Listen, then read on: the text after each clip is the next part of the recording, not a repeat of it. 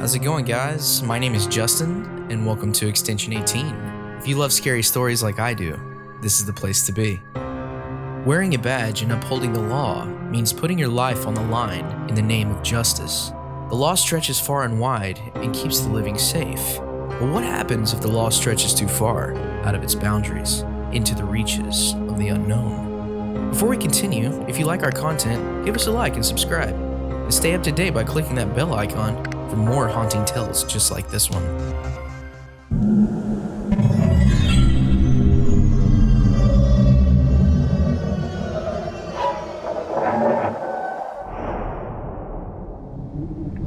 Gus. It was the year 1881, and on Jack's very first day as an official Texas Ranger, he found a letter on his desk directly addressed to him. The letter was ragged and looked like it had been dragged through the dirt. It seemed to be from Captain Jones. The captain left the night before to escort a prisoner to a neighboring town. He would be gone for a few days, so it made perfect sense to leave Jack his orders. He opened the letter and read it anxiously. It said to head north through the hills until you see a clearing with a lonely black tree in the center. Investigate that area and keep watch for anything out of the ordinary.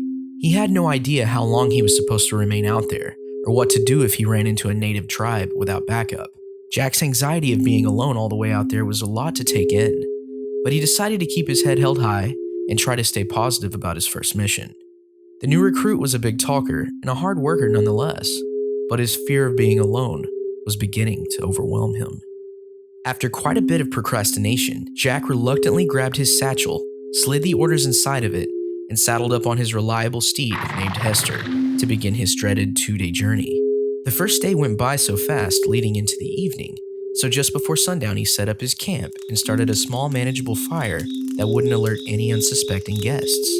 Jack finished snacking on his jerky as he laid in his tent about to get some shut-eye. He laid there praying that his camp would remain undisturbed during his slumber. To his surprise, the morning had come without any issues. He managed to get a good night's rest and woke up in a great mood. He packed up all of his belongings and started back on his mission. Jack and his horse finally made their way up over the hill, and just as the letter described, there was a single black tree in the valley. Jack was almost positive that he had never seen or heard of a tree that has black leaves and bark. It looked like it had been lit on fire and charred, but it retained a very natural and youthful glow, like it was meant to be that way. As Jack moved closer, he noticed someone standing beneath the tree. As he came within earshot of the person, he could tell it was a young man. His clothes were torn and dirty, and his teeth were rotten. The lanky man waved at Jack in a very odd manner, motioning him to come even closer. As Jack eased his way forward with caution, he was starting to figure out that there was something off about this guy. Before Jack would take a step further, he stated that he was the law, and that he needed to know if the man was armed. The malnourished man smiled with his decayed grin and asked Jack if he looked like someone that would have a gun. Jack didn't like that answer. He stepped down off of Hester and made it very clear that he wasn't someone to be messing with. The Texas Ranger was curious to why this man was out there so far away from civilization, so he asked him what his name and business was. The man said his name was Gus and that he had been waiting a long time for someone to come along. Jack asked Gus if he needed a ride into the nearest town or maybe some food or water. Gus laughed in a playful manner and told Jack that all he needed was some company. Jack didn't really understand what he meant by that and was a bit weary of his overly suspicious character, so he unholstered his Colt 45 and pointed it at Gus's temple for his own protection. As the cold metal pressed against Gus's head, the young man quickly pointed out that he had done nothing wrong and he was telling the truth. Jack still didn't believe him, as his anxiety was at the boiling point. He was getting more and more uncomfortable with the situation as he stared at the overly calm, grinning man. There was a putrid stench coming from Gus's mouth that was sickening Jack to the point of almost vomiting. He yelled at Gus to stop smiling and to close his mouth.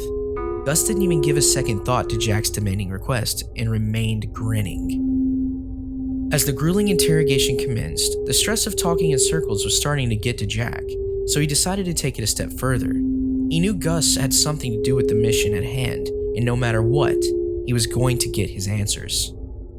Jack uneasily slammed the bottom of his gun into the back of Gus's skull in one heavy thrust.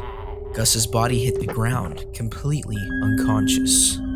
Hours later, Gus opened his blood-crusted eyes and noticed that he was sitting atop Jack's horse, with his hands tied behind his back.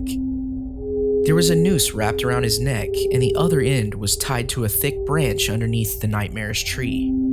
Jack was hoping that his scare tactics would pay off as he told Gus to tell the truth so he could be set free. Gus remained eerily silent as Jack's determined shakedown made no progress. As the rookie Texas Ranger walked back and forth in a blind rage, he realized that he had to up the ante a little more. He was going to get this hooligan to talk, come rain, sleet, or snow. Jack felt the adrenaline flowing through him as he lifted his hand. He told Gus this was his last chance to talk, or he was going to slap his horse, leaving him to hang. He then asked Gus if he had any last words. Gus closed his eyes and muttered that he would be seeing him again soon. He then belted out a screeching laughter that echoed through the valley over the distant hills. The smell that came from his breath was unimaginably rank. At that moment, Jack hit a state of realization. He had a tendency of overdoing things, but he couldn't believe he let things get this far. He decided to get the obviously insane man down from his horse Hester. Before Jack could grab Gus, something out of nowhere spooked the horse. The massive beast kicked Jack in the chest, with its back hoof knocking him out cold. The noose then caught Gus as the horse ran out from under him. His neck snapped instantly, leaving him hanging lifeless under the lonely, black tree. When Jack regained consciousness, there was an icy chill in the air. He could still smell Gus's foul breath. It seemed to be burned into his nostrils. When he looked up, he was devastated to see what he had caused. The wind was blowing so hard that it was slapping Gus's dead body into the side of the tree, making a loud thud sound. In a panic, he cut Gus down and decided to bury him under the tree. He came to the conclusion that his career would be over if anyone ever found out that he caused an innocent man's death. As guilt weighed heavily on Jack, he managed to carve a makeshift tombstone out of a large rock that accused Gus of being killed for horse thieving. He didn't want to lie like that, but he had to erase any suspicion of cold-blooded murder. Jack caught a glimpse of his horse Hester in the distance as he patted down the topsoil of Gus's shallow grave. He hastily caught up to his horse, and they began their long trek back to the ranger station. During his travels, he kept wondering why Gus told him that he would see him again soon. Gus's words repeated over and over in his mind, overcoming him with remorse, and unfortunately, that grotesque smell still lingered with him. The next day, Jack knew Captain Jones would be waiting on his arrival, so he had to make sure that he had his story straight. He was extremely nervous to speak to him, but it was now or never. As he rode into the fort, he lowered his hat onto his brow and showed a sense of urgency. Jack stormed into the captain's office with a purpose and explained his story to the captain without a stutter in his voice. Although his story was flawless, Captain Jones looked at him in confusion. Firstly, he told him that he would never give orders by letter to a new recruit, and secondly, he would never send a ranger of any status out in those parts all by themselves. Jack felt somewhat betrayed. He didn't know by who, though. He reached in his satchel to grab the letter to prove to his superior that he was truthful in his plight. As he dug around inside of the bag, he noticed that there was nothing in there. He couldn't believe it. The letter was gone. The shock of the situation was almost too much to bear. Before he could say anything, the captain seemed to recollect something important. He grabbed the logbook and started scanning through it. Jones flipped to the page that made him have a very perplexed look on his face. He stood up from his old rickety chair and grabbed Jack's shoulder. As he handed the logbook to Jack, he explained that there was no way that any of that could have happened. As Jack began to read the words on the page of interest, he learned that a man was hung 5 years ago for horse thieving in the exact same location. A man with the same name, Gus. Jack was speechless. Captain Jones made a valid point that he couldn't have faulty records in the logbook since it was the exact same story from 5 years prior. He said that a new recruit just like Jack was the one that recorded the incident. Unfortunately, the next day, that rookie ranger came up missing. Jack was escorted out of the room and was told to get some sleep and be ready to have a solid story the next day or he would be suspended from duty with further investigation. Jack wasn't going to let this ruin his career, so he decided to sneak out that night and try to get back to the tree by morning to solve this strange conundrum. He managed to ride the trail all the way with no sleep. Both Jack and his horse were tired beyond measure. They barely ascended up the hill at the edge of the clearing. He tried to prepare his mind for whatever lied beneath it. He looked down into the open plain where Gus had been buried under the anomalistic tree. There seemed to be someone standing on the grave. As Jack closed in on the figure, he gasped in pure fright. Gus's corpse was standing upright. His decomposing flesh was sagging off of his bones. His neck was bent in a 90-degree angle, with the noose still dangling from it. Jack wanted to run, but he was beginning to black out from exhaustion from the long journey. He tried to slow his horse Hester from getting closer, but he didn't have the strength to stop her. Each time he would struggle to keep his eyes from closing, he could see Gus beckoning him onward. Before Jack could muster up the energy to make his getaway, his body finally collapsed. When Jack opened his eyes moments later, he was lying on his back in the shade of the lonely black tree. While lying there, he stared up at the sky in relief, assuming that everything was just a bad dream.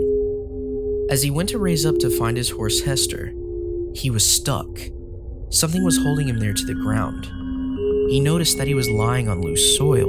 He cringed in fear because at that point, he was sure he was directly on top of Gus's grave. As he looked down to his chest, he screamed in horror. Gus's bony arms were sticking out of the dirt, wrapped so tight around Jack that he could barely breathe. The more Jack struggled to move, the deeper he was pulled into the grave. Jack fought for his life, but he knew he was doomed. He screamed for forgiveness as the dirt filled up inside of his mouth.